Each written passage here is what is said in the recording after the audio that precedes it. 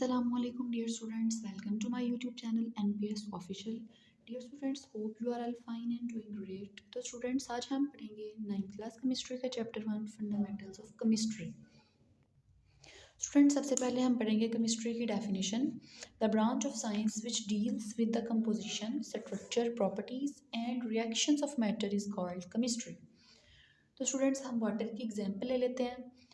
इसमें कंपोजिशन क्या होगी स्टूडेंट्स देखें. वाटर है ना, तो वाटर के अंदर दो मालिक्यूल हाइड्रोजन के होते हैं और एक मालिक्यूल ऑक्सीजन का होता है.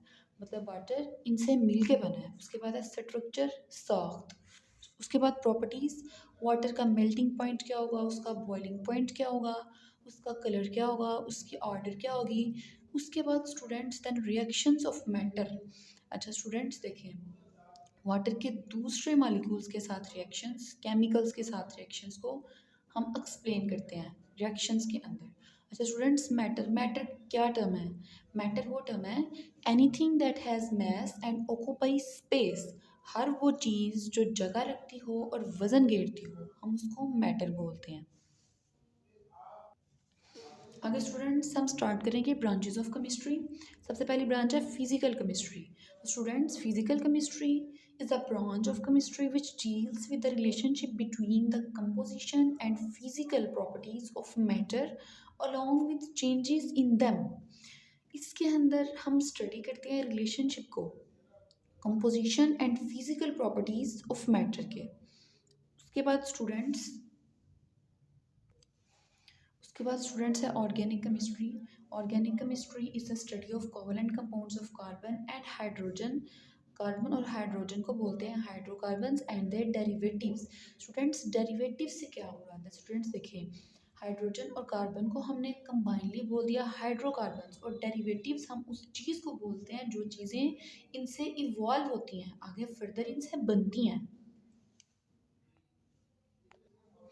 उसके बाद students inorganic chemistry deals with the study of all elements and their compounds except those of compounds of carbon and hydrogen, hydrocarbons and their derivatives.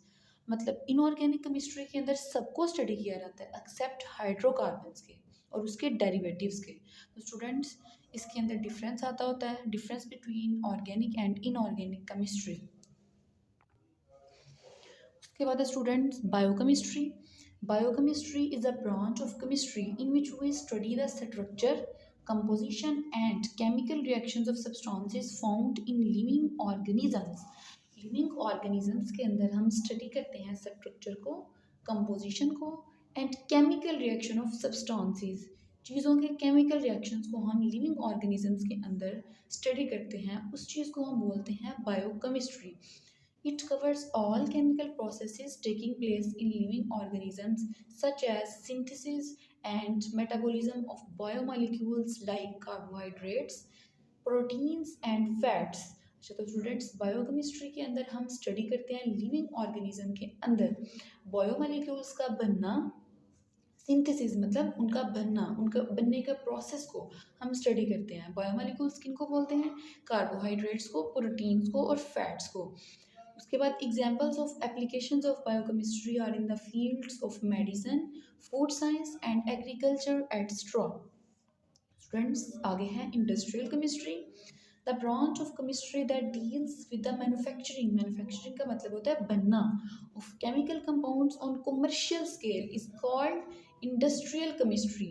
Students, commercial scale के ऊपर केमिकल कंपाउंड्स का बनना, उसकी स्टडी को हम बोलते हैं industrial chemistry.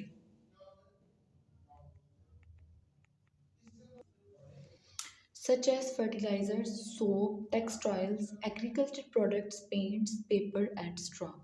Students, next है nuclear chemistry. Nuclear chemistry is a branch of chemistry that deals with the radioactivity, nuclear processes and properties. Students, nuclear chemistry के अंदर हम स्टडी करते हैं रेडियो एक्टिविटी को, न्यूक्लियर प्रोसेसेस को और उसकी प्रॉपर्टीज़ को. It has vast applications in medical treatment like radiotherapy, preservation of food, and generation of electrical power through nuclear reactors, etc. Students उसके बाद है environmental chemistry. It is a branch of chemistry in which we study about the components of the environment and the effects of human activities on the environment. Students environmental chemistry के अंदर हम study करते हैं environment को और effects of human activities के environment पे क्या इफ़ेक्ट्स हैं, हम उस चीज़ को स्टडी करते हैं. Environmental chemistry is related to the other branches like biology, geology, ecology, soil and water. Students उसके बाद है analytical chemistry. Analytical chemistry is the branch of chemistry that deals with separation and analysis of a sample to identify its components. Students हम इसके अंदर study करते हैं separation को और सैंपल के एनालिसिस को आइडेंटिफाई करने के लिए to its components. The scope of this branch covers food, water, environmental and clinical analysis.